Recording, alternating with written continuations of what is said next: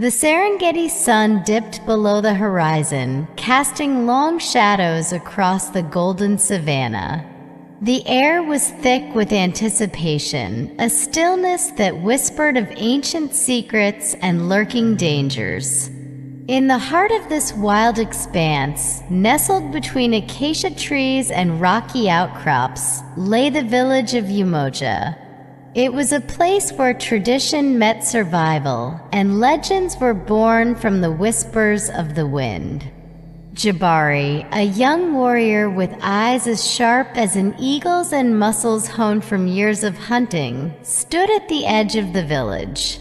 He was the pride of Umoja, known not just for his strength, but for his wisdom and kindness.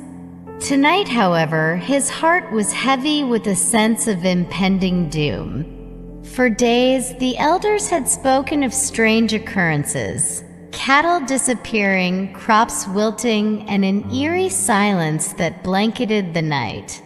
"Jabari," called out Nia, a skilled healer and Jabari's closest friend. Her voice was steady, but her eyes betrayed her fear. "The elders are gathering. They need you." Jabari nodded, his expression resolute. He followed Nia to the center of the village, where a fire crackled and popped, casting flickering shadows on the faces of the assembled elders. At their feet lay an ancient scroll, its edges tattered and worn with age. "Jabari," began Elder Kofi, his voice deep and resonant, "we have consulted the old texts and the signs are clear. The great serpent Nyoka has awakened." A gasp rippled through the crowd. Nyoka, the giant snake of legend, was said to be as long as 10 elephants and as thick as a baobab tree. It was a creature of nightmares, a being that brought destruction and despair wherever it slithered. "Our ancestors fought Nyoka and sealed it in the depths of the earth," continued Elder Kofi. "But the seal has weakened. We need a warrior brave enough to face the serpent and strong enough to protect our land." All eyes turned to Jabari. He felt the weight of their expectations, but also the fire of determination igniting within him. "I will go," he declared. "I will find Nyoka and end this threat." As Jabari prepared for his journey, Nia approached him, her brow furrowed with concern. "Take this," she said, handing him a small pouch filled with herbs and a finely crafted dagger. "The herbs will help you if you are injured, and the dagger is enchanted. It might be your only chance against Nyoka." Jabari thanked Nia, his heart swelling with gratitude. With his spear in hand and the pouch secured at his waist, he set out into the darkening savanna, guided by the pale light of the rising moon. For days, Jabari trekked across the Serengeti, facing the harsh elements and dangerous wildlife. He crossed vast plains, navigated through dense forests, and climbed treacherous mountains. Everywhere he went, he saw signs of Nyoka's presence: crushed trees, deep furrows in the earth, and the remains of unfortunate animals caught in the serpent's path. Finally, Jabari reached the entrance to a vast cave, hidden behind a waterfall that roared with the ferocity of a lion. The air here was cold and damp, and the ground was littered with bones. He took a deep breath and stepped inside, his senses alert and his grip tight on his spear. The cave was a labyrinth of tunnels, twisting and turning in all directions.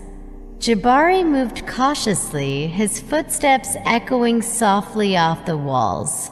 After what felt like hours, he entered a massive chamber.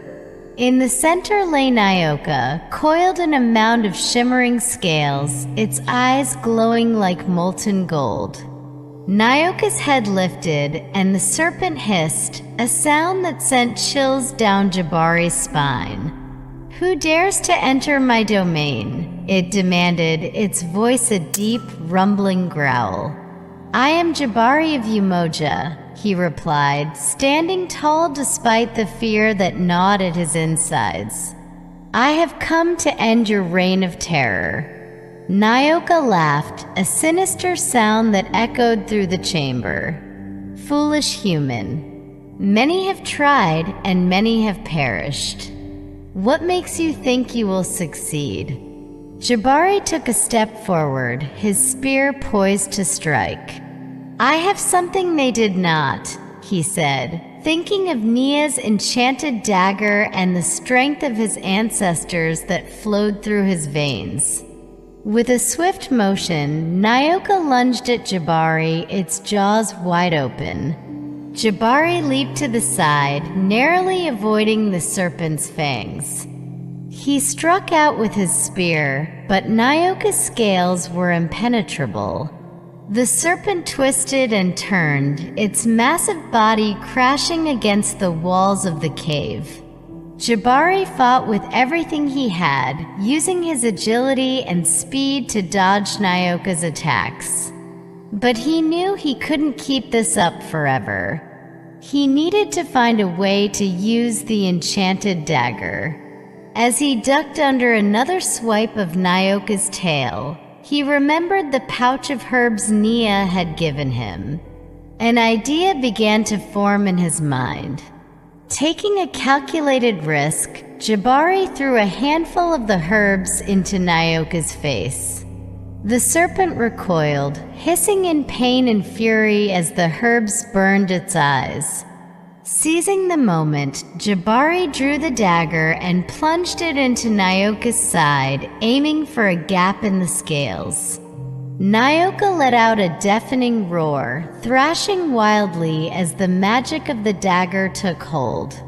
Jabari was thrown across the chamber, hitting the ground hard. He struggled to his feet, his vision blurry, but he could see Nyoka writhing in agony. "Your time is over," Jabari shouted, his voice echoing through the cave. With a final desperate effort, he drove the dagger deeper into Nyoka's flesh. The serpent's movements slowed, and with one last shudder, it collapsed to the ground. Jabari stood over the fallen beast, his chest heaving with exhaustion. He had done it. Nyoka was defeated. The journey back to Umoja was long and grueling, but Jabari's heart was light. He had faced the serpent and emerged victorious. When he finally reached the village, the people greeted him with cheers and tears of joy. Nia ran to him, embracing him tightly. "You did it," she whispered, her voice choked with emotion.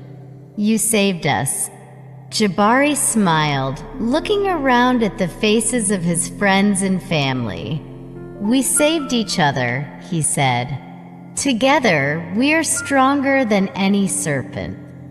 From that day on, Jabari was celebrated as a hero, but he remained humble, always remembering the strength and support of his community. The legend of Jabari and Nyoka was told and retold, a tale of courage, friendship, and the power of unity that would inspire generations to come. And as the sun set over the Serengeti, painting the sky with hues of orange and gold, the people of Umoja knew that they could face any challenge, no matter how great, as long as they stood together.